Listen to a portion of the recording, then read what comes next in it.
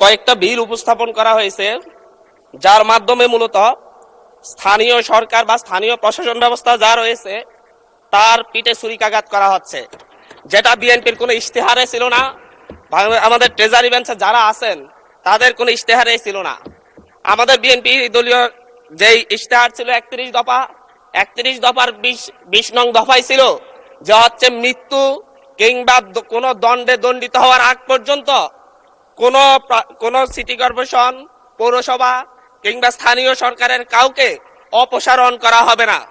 আমি বলছি বিএনপির এই 31 দফার 20 নং দফা কি বিএনপি ভুলে গিয়েছে, নাকি মেজরিটি পাওয়ার, আলটিমেট মেজরিটি পাওয়ার মধ্য দিয়ে তারা আসলে আরেকটা আওয়ামী লীগ হয়ে ওঠার চেষ্টা করতেছে? মাননীয় স্পিকার, এই বিলে বলা হয়েছে বিশেষ পরিস্থিতিতে বা জনগণের আশাকাঙ্ক্ষা বিশেষ পরিস্থিতি কিংবা 32 কয়ে বলা হয়েছে বিশেষ পরিস্থিতি অত্যাবশ্যক বিবেচনা করিলে বা জনস্বার্থে যে কোনো বা সকল পৌরসভার মেয়র বা কাউন্সিলরগণকে অপসারণ করিতে পারিবে। এই জায়গায় আমি বলতে চাচ্ছি মাননীয় স্পিকার, বিশেষ পরিস্থিতি বলতে কোনটি? আমাদের যে অধ্যাদেশ জারি করা হয়েছে সেই অধ্যাদেশ মূলত ফ্যাসিবাদের বিরুদ্ধে যখন বাংলাদেশে একটি সফল গণঅভ্যুত্থান হয়েছে, সেই গণঅভ্যুত্থানের মধ্য দিয়ে যখন যারা ভোট চুরি করে স্থানীয় সরকারের বিভিন্ন প্রশাসনের শেয়ার দখল করে রেখেছে তাদেরকে অপসারণ করার জন্য এই আইনটি, এই অধ্যাদেশটি জারি করা হয়েছিল। বিএনপি কি বর্তমান সরকার কি বিশেষ পরিস্থিতিতে বলতে আগামীতে বিএনপি যেই পথে হাঁটছে সেই পথে আরেকটা অভ্যুত্থানের আশঙ্কা করতেছে কিনা, যে আর মধ্য দিয়ে মূলত আবার বিএনপি দলীয় শেয়ার জবরদখলকারী যত যে প্রার্থীরা থাকবে তাদেরকে অপসারণ করার জন্য এই আইন করা হচ্ছে কিনা? আমি জানি না আসলে বিশেষ পরিস্থিতি বলতে কোন বিশেষ পরিস্থিতিকে বোঝানো হচ্ছে এই আইনে। এটা একটি কালো আইন হিসাবে বাংলাদেশের গণতান্ত্রিক ইতিহাসে সবচেয়ে একটি কালো আইন হিসেবে থাকবে। আমি জিজ্ঞাসা করতে চাচ্ছি মাননীয় মন্ত্রীকে, বিশেষ পরিস্থিতি বলতে কি তার দলীয় এজেন্ডা বাস্তবায়ন না করলে তাদেরকে অপসারণ করা হবে, নাকি হচ্ছে দখলদারিত্ব না মানলে অপসারণ করা হবে, নাকি অবৈধ সুবিধা না দিলে অপসারণ করা হবে?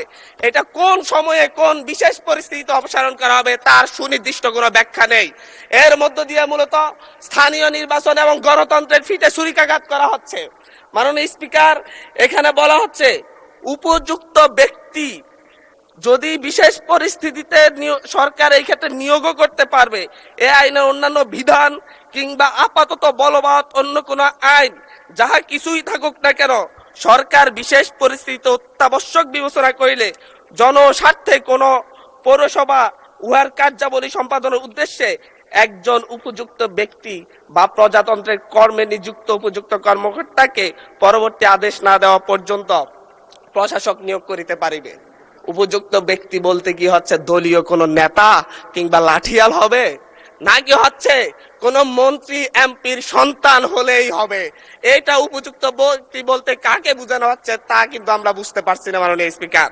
মাননীয় স্পিকার, এর মধ্য দিয়ে নির্বাচিত প্রতিনিধিদেরকে সরিয়ে অনির্বাচিত শুধু মামা খালুর জোরেই বিভিন্ন প্রশাসনে, বিভিন্ন পৌরসভা মেয়র কিংবা কাউন্সিলর পদে কিংবা সিটি কর্পোরেশনের মেয়র কাউন্সিলর পদে দলীয় নেতাদেরকে বসানোর একটি ফাইতারা করা হচ্ছে।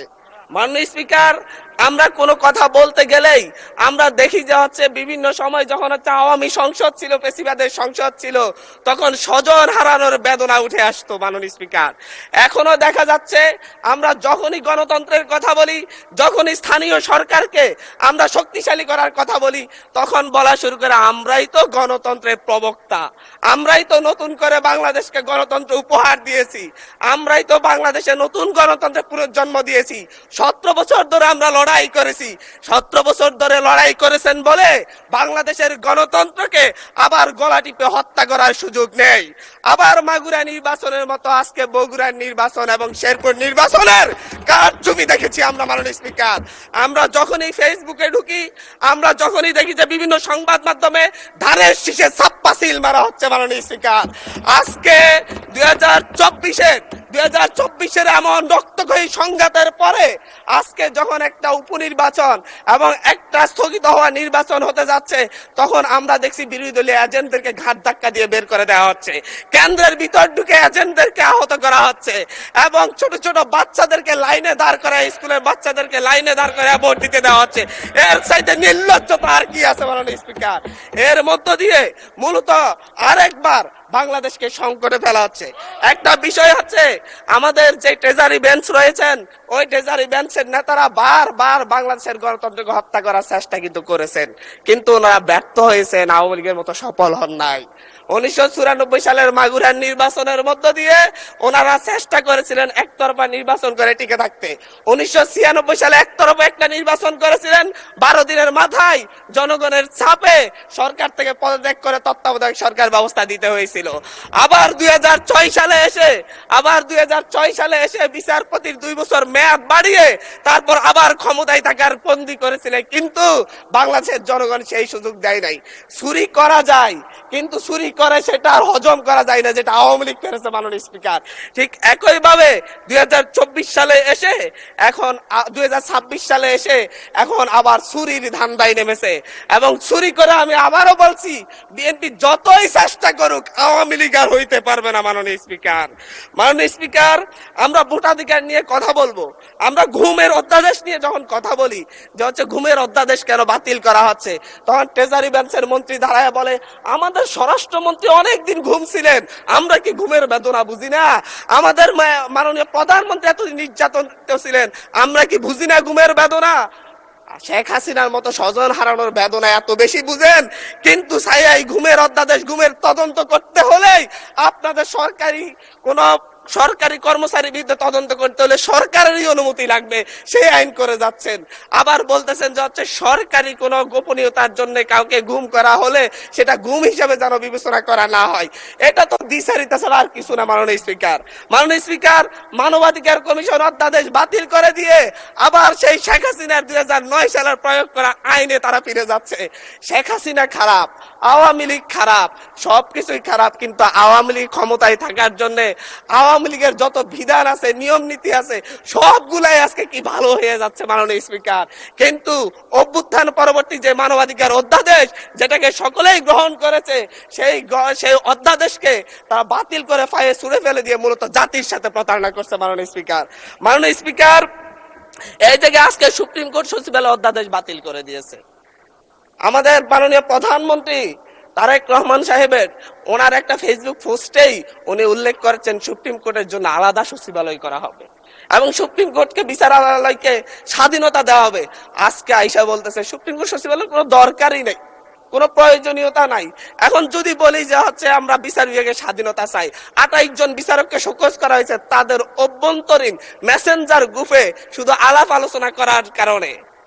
বলি যদি আমরা বিচার বিভাগের স্বাধীনতা চাই, তাহলে আমাদেরকে বলবে মেজর শহীদ প্রেসিডেন্ট জিয়াউর রহমানই তো বিচার বিভাগকে স্বাধীনতা দিয়ে গিয়েছেন। আমরা তো এই বিচার বিভাগের স্বাধীনতার জন্য এতদিনের লড়াই, আজকে আসা টুটি চেপে ধরা হচ্ছে বিচার বিভাগের। মাননীয় স্পিকার, মাননীয় স্পিকার, আমি আবারও সেই স্থানীয় সরকার যে আইনটি, সিটি কর্পোরেশন যে আইনে ফিরে যাচ্ছে, আমি সেই কথাই বলতে চাচ্ছি। আমরা 2012-13 সালে আওয়ামী লীগ যখন হচ্ছে সিটি কর্পোরেশন নির্বাচন দিয়েছিল, সেই নির্বাচনে 5টি নির্বাচনে বিএনপি দলীয় বা হচ্ছে 20 দলীয় জোটের প্রার্থীরা বিজয় হয়েছিল।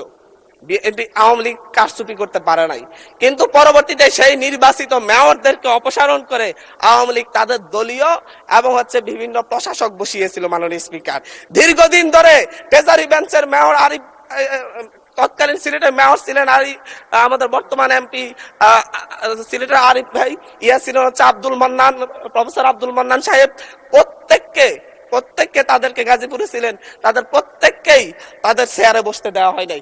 একই ধরনের পথে আওয়ামী লীগের সেই দেখানো পথে বিএনপি হাঁটার জন্য এই আইনটাকে করা হচ্ছে। মাননীয় স্পিকার, অন্তর্বর্তীকালীন সরকার যে অধ্যাদেশটি জারি করেছিল সে অধ্যাদেশটি মূলত বিশেষ পরিস্থিতির কথা জন্য জারি করা হয়েছিল, অভ্যুত্থান পরবর্তী পরিস্থিতির জন্য জারি করা হয়েছিল। কিন্তু বর্তমানে এই বিশেষ পরিস্থিতির কি প্রয়োজন, কেন এইটাকে আবার আইনে রূপান্তর করে মূলত স্থানীয় সরকারকে শক্তিশালী করার বিপরীতে দুর্বল করে তার পিঠে একটা, তার গলায় একটা ছুরি ধরে রাখার কি প্রয়োজনীয়তা পড়লো? এর জবাবটা অবশ্যই আমরা চাইব মাননীয় স্পিকার। এবং বিশেষ পরিস্থিতি বলতে কি বোঝানো হয়েছে, বিশেষ ব্যক্তি, উপযুক্ত ব্যক্তি বলতে কি বোঝানো হয়েছে, এর ব্যাখ্যা ছাড়া এই আইন পাশ করা হলে এর মধ্য দিয়ে স্থানীয় গণতন্ত্রকে আবার গলা টিপে হত্যা করা হয়েছে বলে আমরা ধরে নিব মাননীয় স্পিকার। ধন্যবাদ মাননীয় স্পিকার।